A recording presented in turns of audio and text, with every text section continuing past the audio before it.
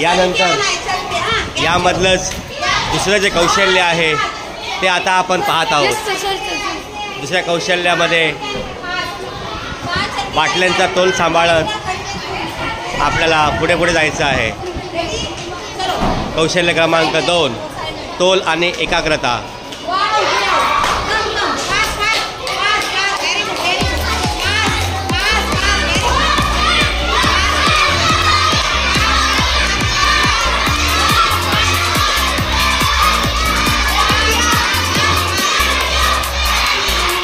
तोल आणि एकाग्रता या स्किलचा कौशल्य।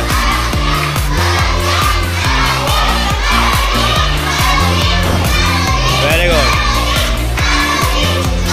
अशा प्रकारे आपण मनाची एकाग्रता आणि बॅलन्सचे कौशल्य विकसित करू शकतो। Very good.